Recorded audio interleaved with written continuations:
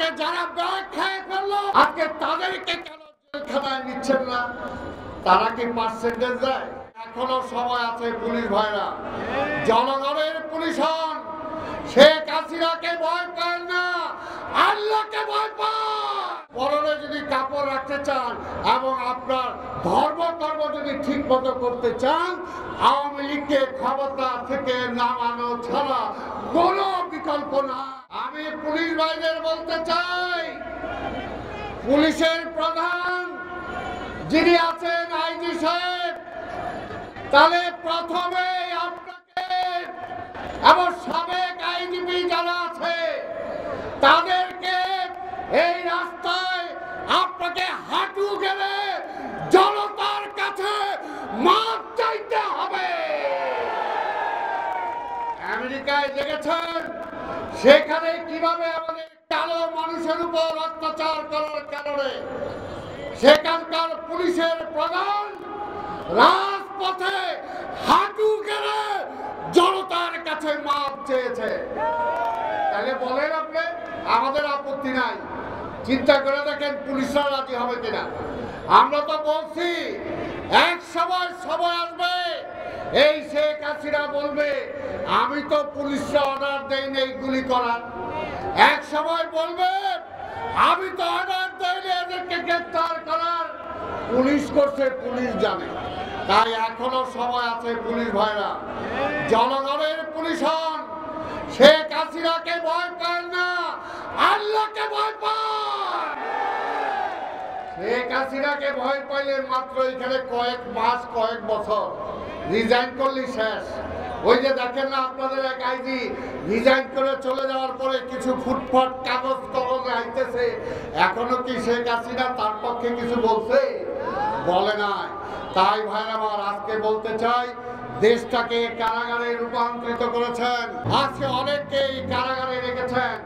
এই সমস্ত কারাগারে কি বিএনপি নেতা কর্মীরা ভয় পায়? ভয় পায় না। এই যে আমার বামে আছে মহানগরের সদস্য সচিব রফিকুল আলম মজনু, 1 বছরের মতো তাকে কারাগারে রেখেছিলেন। মজনু কি ভয় পাইছে?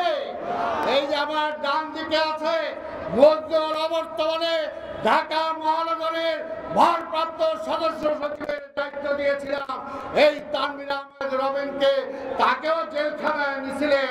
তানভীর কি ভয় পাইছে? আমাদের সকল নেতা, কতজনের কথা বলবো, সবাইকে জেলে নিয়েছেন, আমরা জেল ভয় পাই না। আমাদের মা, আজকে মা দিবস, আপনারা জানেন আগামী 2 দিন পরে সারা বিশ্বে মা দিবস। আমার মাকে আজকে জেলে রেখেছেন, তার কি অপরাধ? 2 কোটি টাকা বিদেশ থেকে তাও চ্যারিটি ফান্ডে আসছিল, সেই টাকা এখন 6 কোটি টাকার উপরে হয়েছে, ব্যাংকে জমা আছে। সেই মামলা সাজায়া তারে জেলে দিচ্ছেন, তারা এখন পর্যন্ত চিকিৎসার সুযোগ দেন না। আজকে পুলিশদেরকে বলবো, বিচার বিভাগকে বলবো, আপনাদের আওয়ামী লীগের নেতা সাবেক মন্ত্রী, এই পুলিশের সাবেক মন্ত্রী স্বরাষ্ট্রমন্ত্রী মখা আলমগীর একটা ব্যাংক নিছিল শেখ হাসিনার থেকে। ওই ব্যাংকে আমাদের এই পরিবেশ টাকা আছে, সেই টাকা সেই ব্যাংকে ট্রান্সফার করছিলেন। ওই ব্যাংক তো খেয়ে ফেলাইছে, টাকাও খেয়ে ফেলাইছে। আজকে মখা আলমগীরে ধরেন না কেন? বলেন আইনের শাসন আছে, মখা আলমগীরে ধরেন না কেন?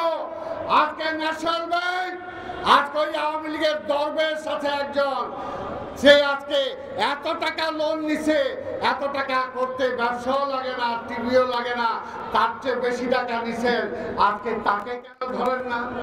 আজকে যারা ব্যাংক খেয়ে ফেললো পরিচালক, সেই ব্যাংকের এমডি, আজকে তাদেরকে কেন জেলখানায় নিচ্ছেন না? তারা কি পার্সেন্টেজ দেয়? পার্সেন্টেজ দেয়?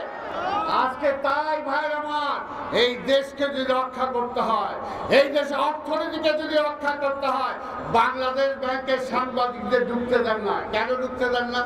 ওইখানে গেলে বাংলাদেশ ব্যাংক থেকে কি কি পাচার করছেন সব খবর তারা জানা যাবে, এই জন্য সাংবাদিকদের ঢুকতে দেন না।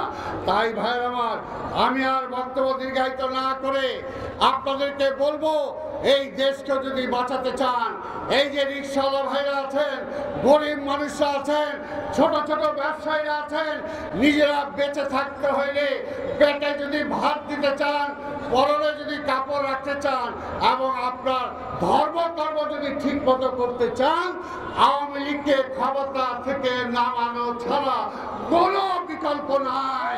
তাই সেটার জন্য বিএনপি, ছাত্রদল, যুবদল, স্বেচ্ছাসেবক দল, কৃষক দল, শ্রমিক দল, ওলামা দল সহ আমাদের যত অঙ্গ সংগঠন আছে সবাই মিলে আমাদের অসংখ্য নেতা কর্মী আজকে গুম হয়েছে, হত্যা হয়েছে, এখনো রক্ত দেওয়ার জন্য প্রস্তুত, এখনো কোর্টে হাজির হয় জেলখানায় যাওয়ার জন্য।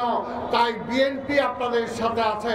আসুন জনগণকে বলি, সবাই একসাথে নেমে আসেন, এই জুলুমবাজ সরকারের হাত থেকে এই দেশটাকে রক্ষা করি, গণতন্ত্রটাকে রক্ষা করি, ভোটের অধিকার রক্ষা করি।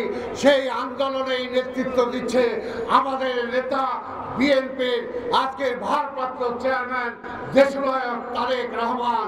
তাই তারেক রহমানকেও তারা আজকে মেরে ফেলতে চায়। বলে আসো না কেন, দেশে আসো।